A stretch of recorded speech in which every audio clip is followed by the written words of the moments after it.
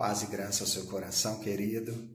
Antes de começar essa palavra, aqui a convite do pastor Eduardo, eu queria primeiro manifestar a minha saudade, a gratidão que eu tenho no meu coração por compartilhar com vocês da palavra do Senhor, ali por todo o ano de 2016, parte de 2015, se eu não me engano, e praticamente todo o ano de 2016, caminhando com vocês ali no entendimento da palavra, no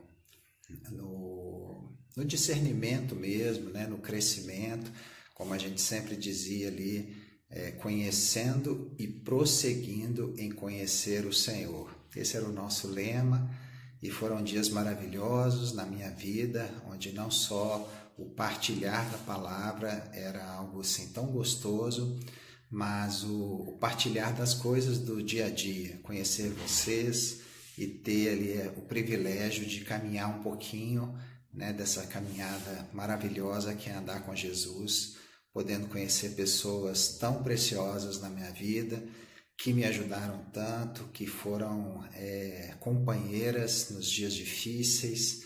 E são tantas coisas, tantas lembranças abençoadas, sempre orando por mim, pela minha casa, abençoando a vida da minha esposa em dias complicados, questões de saúde.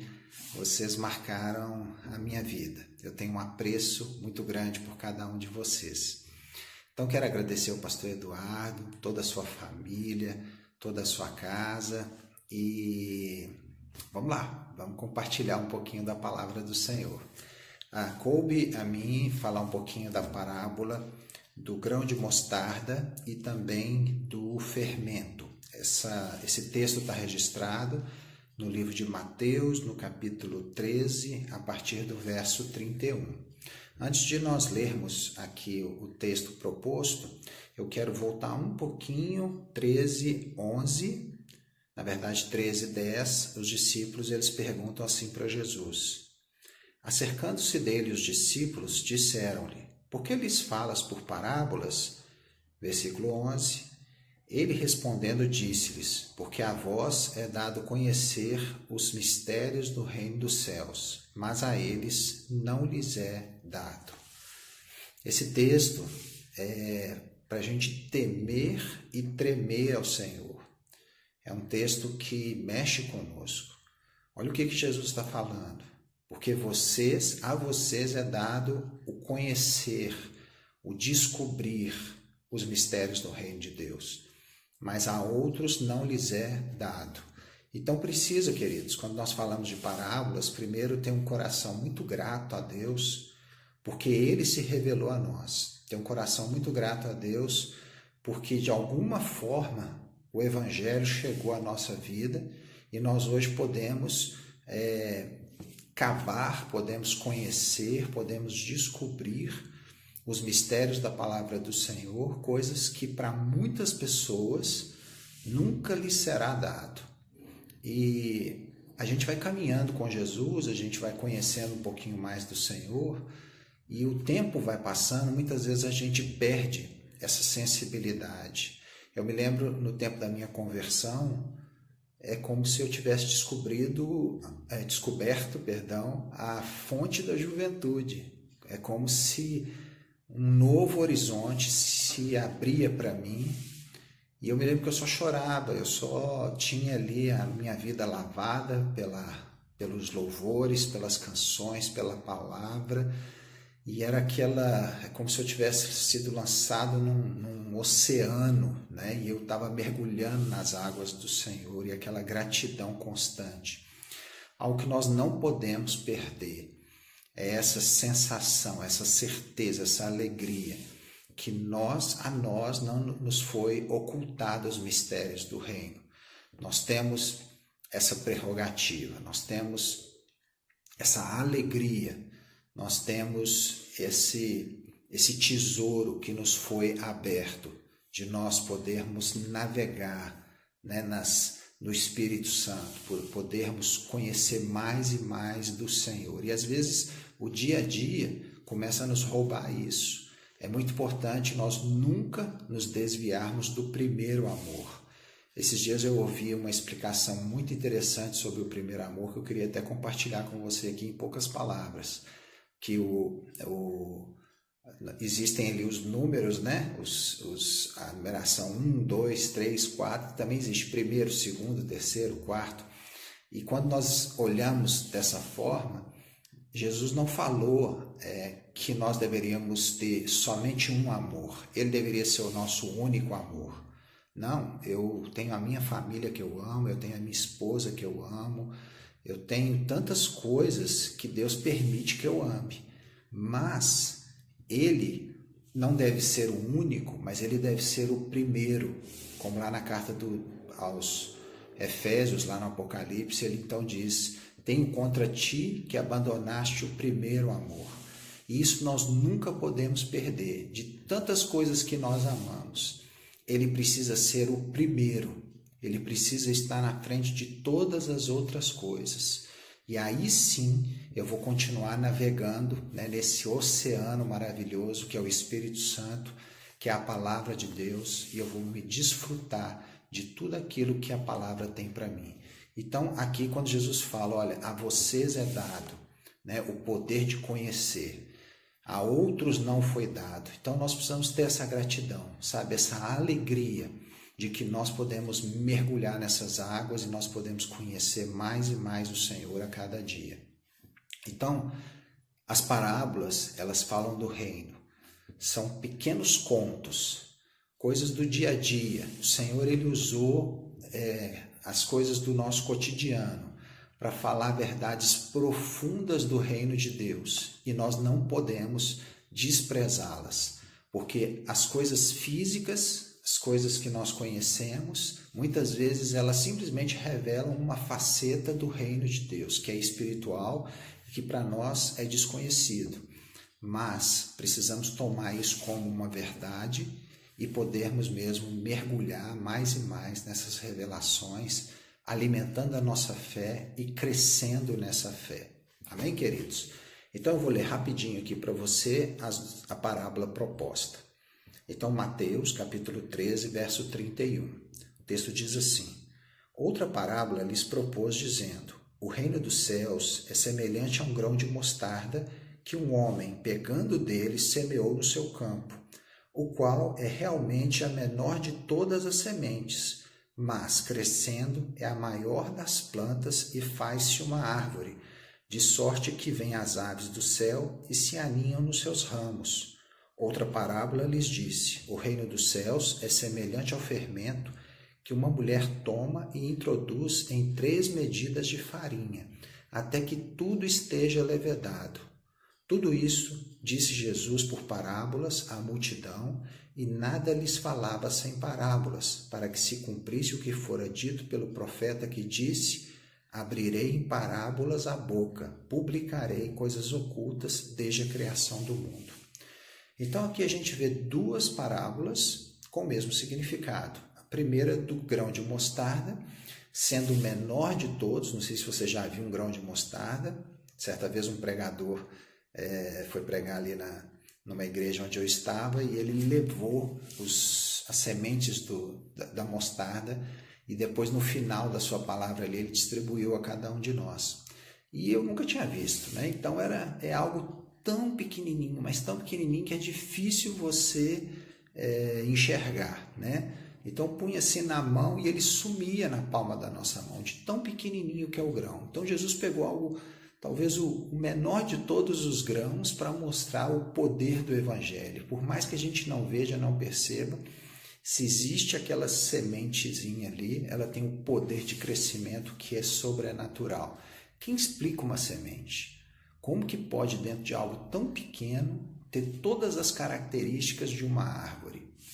Então, é um milagre, vamos dizer assim, né? Ninguém pode copiar, ninguém pode fazer o que Deus tem o poder de fazer. Então a gente vê aqui essa parábola, que um grãozinho de mostarda tem poder de multiplicação, de virar essa árvore, que é uma das maiores, né? Que pode inclusive aninhar, depois dar abrigo às aves do céu e à sombra a muitas pessoas, como também depois ele conta essa parábola de um pequeno fermento, né, uma porçãozinha de fermento que é colocada ali em 3 medidas de farinha, e aquilo ali produz, aquilo ali cresce de tal maneira que vai levedar toda a massa. Ela não fica só naquele ponto, ela começa a trabalhar. O fermento começa a trabalhar e ali a atingir toda a massa ali, que depois vai se transformar naquele pão, naquele bolo, né, para dar o seu devido crescimento. As parábolas falam de uma coisa só. Apesar de que o fermento, nesse caso, o fermento aqui foi colocado como algo bom, porque está falando do reino de Deus, o fermento na Bíblia muitas vezes é colocado também como algo negativo. Então vale aqui o alerta também de que pequenas coisas no nosso coração, coisas que às vezes para você sejam insignificantes, elas podem também tomar uma proporção que isso pode depois até te tirar do plano do Senhor e dos caminhos do Senhor. Então nós precisamos tomar muito cuidado com, às vezes, as setas do inimigo, algum tipo de fala, algum tipo de incredulidade. A Bíblia fala que um abismo chama outro abismo, isso é, se algo entrar no seu coração e você manter aquilo ali, né, você não é totalmente mais do Senhor, tem alguma coisa que está te incomodando, tem algum pecado, tem alguma inclinação ruim, tem uma falta de perdão, tem uma ira, tem uma amargura, uma coisa mínima que seja, e eu estou aí citando como um fermento maligno, né? Então nós não podemos manter isso no nosso coração. Por quê? Porque isso daqui a pouquinho, um pecado, ele gera outro pecado e aquilo vai se transformando dentro de nós e às vezes nós não temos mais condições depois até de voltar, né, para o ponto original, para os caminhos do Senhor, e aquilo pode nos fazer perder. Então fique atento com relação às pequenas coisas, sabe? E o bom hoje, queridos, graças a Deus nós temos o Espírito Santo. E o Espírito Santo, ele pode nos mostrar, ele está sempre nos mostrando quando a gente muda a rota, né? Então, pedir ao Senhor, Senhor, me dá aquela sensibilidade, né? A gente sabe que quando um avião, ele levanta, ele voa, vamos supor, ele vai sair lá do Rio Grande do Sul e vai até Natal, uma longa viagem. Se ele sair 0,1 grau, não estou falando 1 grau não, 0,1 grau da rota que está destinada para ele, ele não vai chegar em Natal, ele vai chegar em um outro ponto. Então, assim é a nossa vida com o Senhor, nós não podemos nos desviar. Por isso a palavra diz, né, que haveria essa voz por trás de nós, não desvie nem para a direita, nem para a esquerda, né? Esse é o caminho, andai por ele. Então, quando você perceber, né, Senhor, né, isso está me incomodando, isso aqui, o que aquela pessoa fez, isso não sai do meu coração. Jesus, essa minha escolha, eu perdi a paz, esse negócio, essa sociedade. Eu já vivi, queridos, muitas situações em que eu tomei uma decisão e logo depois eu não conseguia dormir. E por conta disso, né, o Espírito Santo foi trabalhando no meu coração e eu vi que era um caminho errado. Eu tive que ir ali consertar, pedir perdão, desfazer coisas, mas não perder o que Deus tinha para mim. Então, antes mesmo da gente falar do poder da semente do reino, cuidado com o poder do fermento, da semente maligna, que às vezes fica dentro do nosso coração e nós alimentamos aquilo de alguma forma, permitimos que aquilo fique dentro de nós e aquilo vai nos tirando. O diabo, ele para tirar a gente do caminho, ele não vai aparecer com chifre, ele não vai aparecer de uma maneira que a gente fala, espera aí, isso aí é o diabo. Não, ele vai aparecer com coisas, às vezes, até que parece que não tem nada a ver. Não tem nada a ver. Né? Conheço um ex-pastor que foi assim, eu quero ganhar os meus amigos para Cristo, uma pequena cervejinha com eles, mas para ver que não tem nada a ver, é tranquilo. E ali foi para a cervejinha, não tem nada a ver. Né? O que tem aqui? Uma rodinha de sinuca. Eu quero é ganhar os meus amigos para Cristo. e ali já foi ficando na rodinha de sinuca, e daí a pouco, nada a ver, aquilo se tornou tudo a ver para ele, e ele simplesmente perdeu a rota, ele saiu dos caminhos do Senhor. E até ontem, esse amado irmão, ele não conseguiu voltar para os caminhos do Senhor. Então, muito cuidado com o nada a ver, muito cuidado com as pequenas sementes do inferno, com as pequenas sementes que às vezes entram no nosso coração e nós alimentamos aquelas sementes. Mas vamos falar do reino de Deus, porque isso sim é que é gostoso, é prazeroso, fica aqui o alerta, mas vamos voltar aqui para a questão do reino. O que Jesus está falando? Que nós precisamos, primeiro, viver em paz. A semente vem do Senhor. Às vezes nós pensamos que nós é que temos que fazer tudo, que se não estiver ao nosso alcance as coisas não vão acontecer. Querido, descansa. A semente é do reino. O nosso papel é guardar essa semente. O nosso papel é proteger essa semente. Se lançamos, também podemos ser desses que lançam a semente. Lance a palavra de Deus, não lance o que você acha, não lance o seu pensamento. Todas as oportunidades que você tiver, lance a palavra de Deus. Eu estou evangelizando uma pessoa, semeie um versículo, semeie um princípio. Porque eu estou irado, família. Olha, se o seu pai te desprezou, Deus é pai, porque Deus amou o mundo de tal maneira que deu seu Filho unigênito para que todo aquele que nele crê não pereça, mas tenha a vida eterna. Você semeia um versículo, você escreve um versículo, semeia na vida da pessoa. A palavra tem poder. Então, o nosso desafio, falando de evangelizar, falando de lançar a semente, não é a nossa sabedoria humana. Às vezes nós achamos que é a nossa sabedoria que vai romper as barreiras que às vezes estão travando aquela pessoa de conhecer o reino. Não. O que vai vencer os argumentos das pessoas é a palavra de Deus. Lance a palavra. Lance o seu versículo.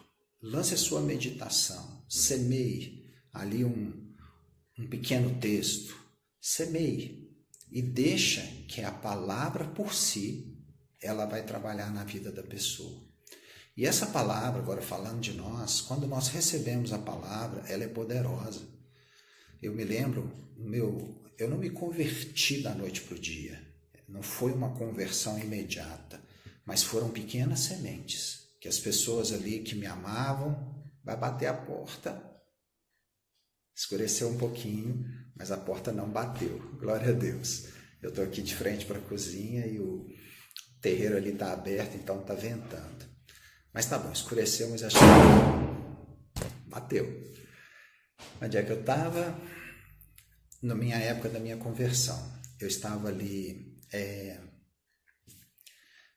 aquelas pessoas que temiam a Jesus, né, que me conheciam, queriam me evangelizar, estavam sempre lançando palavras, sempre lançando princípios. E aquilo, eu comecei a digerir aquilo. Eu comecei a buscar em Deus, né? Buscar em Deus não, como é que eu vou dizer? Aquilo começou a mexer na minha mente, né? À medida que, às vezes, o que eu via já não era algo tão... eu já não pensava simplesmente com a minha razão. Parecia que tinha algo mais que me despertava para um outro lado das coisas. E a palavra ela foi entrando devagarinho na minha mente, no meu coração, até que Jesus, então, dentro de oportunidades, Deus sempre vai mover essas oportunidades, eu pude, então, ter uma experiência com Ele. E ali foi o início, né, de uma longa jornada, mais de 30 anos que eu caminho com o Senhor. Mas foram o quê? Pequenas palavras. E essas pequenas palavras, elas nos alimentam. Por exemplo, a minha esposa, ela, na sua conversão, ela também já tem mais de 30 anos de conversão, Deus deu a ela uma palavra de vitória. Dentro de um texto que é um pouco maior, o Senhor então falava com ela: nenhum acontecimento ameaçador há de te amedrontar, desde que os seus dias estejam, né, debaixo da minha direção, né, que debaixo da minha proteção, é alguma coisa assim, porque o texto não é para mim, então eu não decorei. Mas Deus falou com ela, para ela não ter medo de nada. E a Zezinha, minha esposa, a pastora Zezinha, ela sempre teve lutas, dificuldades, muitas questões de saúde, vocês que a conhecem, é câncer, questão cardíaca, internações, UTI, mas todas as vezes essa palavra a acompanhou. Uma pequena palavra, uma pequena semente, mas que produziu e continua produzindo até hoje livramento, paz, confiança, sabe? Cada vez que ela sai de uma situação dessa, a sua fé é renovada, a sua fé é fortalecida. Então nós não podemos desprezar a palavra do Senhor. Por menor que seja, né? Se a palavra está, se Ele te deu em determinado momento da sua vida, Deus te deu um texto. E você às vezes a gente é assim, né? Deus fala conosco algo e a gente, naquilo ali no começo mexe com a gente, mas nada se cumpre imediatamente, a gente então engaveta aquilo. Mas queridos, não despreze, porque no devido tempo o Senhor nos lembra de novo daquela palavra e as coisas que Ele falou, elas se cumprem cabalmente. Se não se cumpriu ainda na sua vida, espera, aguarda, não despreza, não deixa a incredulidade às vezes roubar a sua bênção, mas aguarde no Senhor e o Senhor certamente no tempo dele, Ele há de prover, Ele há de cumprir aquilo que Ele disse para você. Certa vez eu estava ali nos Estados Unidos, vocês lembram, todo mundo conhece o evento do 11 de setembro. Eu estava ali, eu cheguei nos Estados Unidos no dia 3 de setembro, estive numa igreja no final de semana, antes, o 11 de setembro aconteceu numa terça-feira, e no fim de semana antes, o pastor que eu estava ali na igreja, ele chegou para mim e falou: Vinícius, prazer e tal, e próximo domingo você traz uma palavra para a gente. Eu falei: claro, perfeitamente, trago sim. E ninguém podia imaginar o que ia acontecer 2 dias depois, né? Aquela calamidade, um espírito de medo, de temor entrou na nação, todos em luto ali naquela semana. E eu fui buscar o Senhor, falei: Jesus, que loucura, agora que palavra que eu levo para essa igreja? Então Deus me falou a palavra, e era uma palavra, de certa forma, dura para a nação americana. E eu não sei se você já teve, né, assim, num lugar onde a gente vem do terceiro mundo, a gente se sente um pouquinho, vamos dizer assim, abafado, né? A gente não tem essa liberdade de chegar para as pessoas e ainda mais trazer uma palavra mais dura para uma nação que, entre aspas, parece ser superior do que a nossa. Então, Deus me deu várias confirmações, eu pedi a Ele: Senhor, é isso mesmo que eu vou pregar? E o Senhor falou que sim. E tem tudo a ver com isso aqui, porque eu me lembro que o meu tradutor, meu amigo lá, Palmir, nós usamos essa parábola. Deus tinha me falado dessa parábola. E o Senhor falou comigo assim: Vinícius, lança a palavra. É uma palavra de arrependimento, que eles precisam voltar os olhos para mim, não para o seu poder bélico. Eles precisam voltar os olhos para mim, não pela condição financeira que vive esse país. Eles tiraram os olhos de mim. E eu fui, então, preguei a palavra, e no final eu falei: olha, eu questionei a Deus: Deus, eu sou nada. É isso mesmo? Falar essa palavra, será que eu não vou feri-los mais? Será que isso vai produzir algum fruto? E o Senhor me deu esse texto. É como um grão de semente, planta o grão de semente. E eu então preguei, e houve a tradução, e foi muito interessante, porque ali naquele dia era uma igreja pequena, uma igreja de umas 100 pessoas aproximadamente, mas ali havia umas 4 ou 5 pessoas de diferentes pontos da nação, que por algum motivo estavam ali. Me lembro que tinha uma pessoa do Texas, tinha uma senhora da Carolina do Norte, e essas pessoas depois foram me procurando e falando: olha, eu entendi a palavra, e eu vou levar essa palavra para a minha igreja, eu vou compartilhar na minha igreja, vou compartilhar com o meu pastor. E eu percebi que Deus então pôde lançar essa pequena semente no coração das pessoas para produzir em alguns pontos da nação uma palavra de arrependimento, para se voltar para os caminhos do Senhor, para olhar para cima, para não ficar olhando simplesmente pelo poder que eles tinham nas mãos. Então, queridos, essa palavra, a palavra do Senhor, ela é poderosa. Se o Senhor falou, prega a palavra, pregue a palavra. Se o Senhor te deu a palavra, ministre essa palavra no seu coração, lembre essa palavra, escreva essa palavra, coloque em lugares que você possa enxergar. Eu não sei quanto tempo que você tem te convertido. Eu já tenho alguns anos, um bom tempo. Mas é muito gostoso quando Deus me lembra de fatos ou de palavras que lá atrás Ele me deu e que às vezes eu não entendi e que a coisa foi tomando uma proporção. E quando eu olho hoje, eu fico assim, meu Deus, tudo se cumpriu e muito além do que eu poderia imaginar. Que coisa tremenda que é a palavra do Senhor. Não despreze a palavra do Senhor, por menor que ela seja. Então, quando Jesus ele está dizendo, o reino dos céus é como um pequeno grão de mostarda que quando você lança na terra, existe um milagre. Ela vai produzir um fruto, ela vai produzir uma árvore, que depois, uma árvore, queridos, é algo que você não consegue usá-la só você. Outras pessoas vão ser abençoadas pelo fruto daquela árvore, principalmente essa da mostarda, onde muitos outros, as aves do céu, eu posso representar aqui, pessoas que estão à minha volta, amigos, parentes.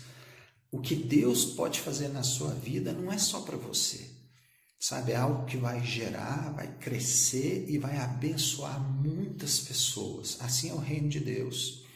É interessante que isso é uma história, assim, entenda aqui, só não chega a ser uma brincadeira, mas é só para a gente ter uma noção.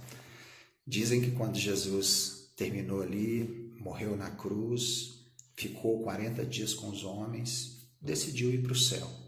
Chegou, sentou no seu trono e ali vieram os anjos, Miguel, Rafael, Gabriel, todos os céus, Tá, Jesus, mas e agora? Jesus falou, não, eu já fiz, agora é a partir daqueles 12 ali, aqueles que ouviram a palavra. E um anjo olhou para a cara do outro, sabia como o ser humano é falho, Esses homens, sem Jesus, como é que vai ser isso? E Jesus então falou assim, não, a semente foi plantada e agora é com eles.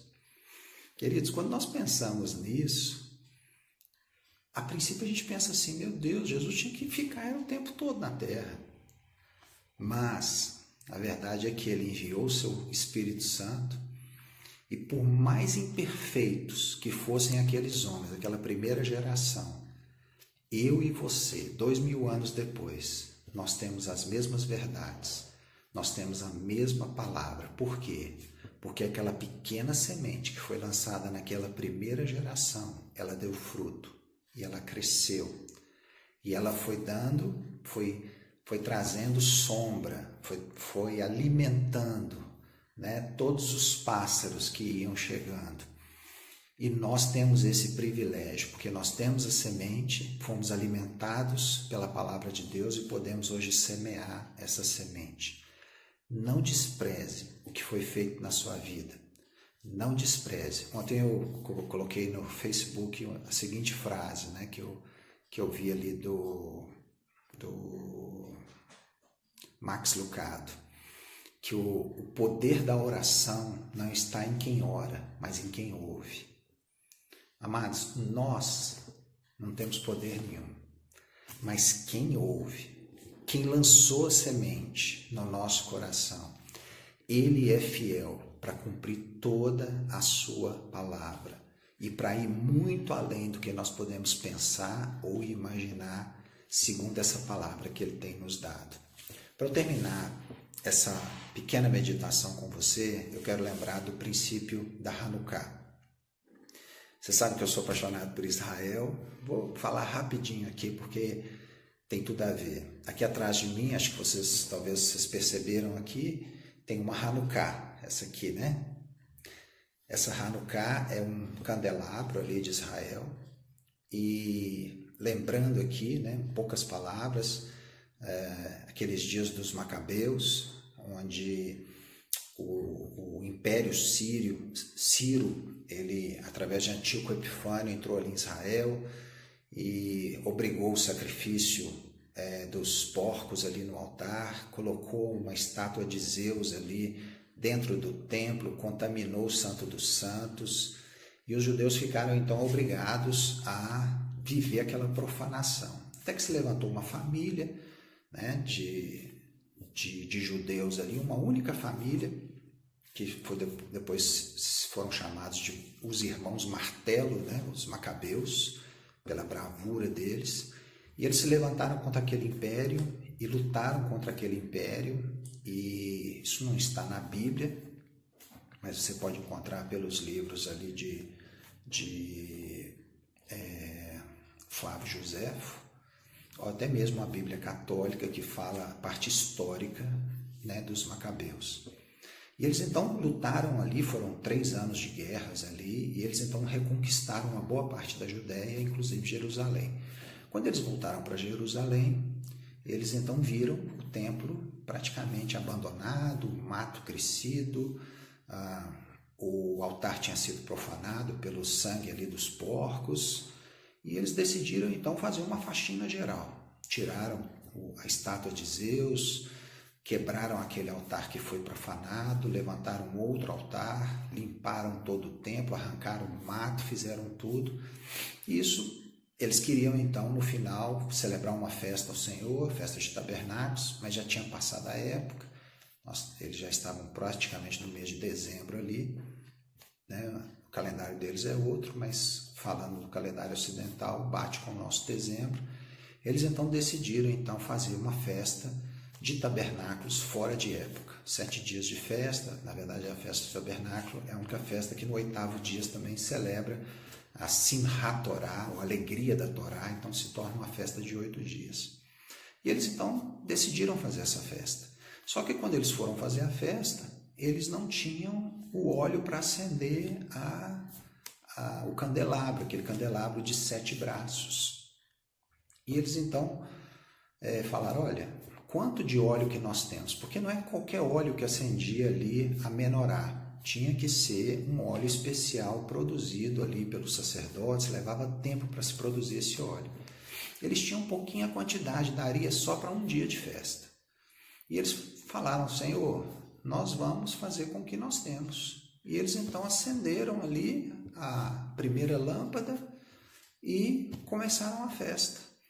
E a história conta que aquela chama que deveria durar apenas um dia, ela então durou todos os 8 dias da festa.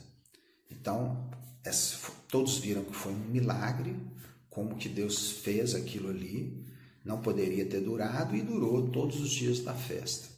Então é chamada Festa das Luzes, ou Festa da Rededicação, uma festa que Jesus, inclusive, ele cumpriu, ele foi a essa festa ali nos dias dele, está registrado em João capítulo 10, ele esteve ali na festa da dedicação. Por que eu estou lembrando dessa festa, queridos? Porque o milagre das luzes mostra exatamente esse princípio da semente. O que nós tivermos, por menor que seja, se nós colocarmos isso diante do Senhor, Ele tem o poder de multiplicar. No caso ali da Hanukkah, eles tinham um pouquinho de azeite. O que o Senhor fez? Ele multiplicou aquele azeite. Eu te pergunto, como que está a sua vida hoje, diante do Senhor? Talvez você falou, puxa, eu lia muito mais a Bíblia. Puxa, eu já tive muito mais comunhão com Deus no passado, hoje eu já não tenho tanto. Puxa vida, a minha alegria hoje, ela é tão pequena, hoje eu só estou debaixo de tristeza. Olha, eu já orava tanto, não oro mais. Eu tinha tanta intimidade com Deus, perdi isso. Eu penso que Deus está falando comigo e com você nesses dias. O pouquinho de luz que sobrou, o pouquinho de azeite que às vezes está ainda dentro de você. Muitas coisas às vezes te afetaram, muitas coisas às vezes te abafaram. Muitas coisas às vezes te desviaram de uma caminhada com o Senhor que às vezes já foi até muito gloriosa. Mas o Senhor diz para você hoje, uma semente, algo que ficou em você, apresenta para mim e eu vou multiplicar. A Hanukkah, ela tem ali, vou pegar ela aqui.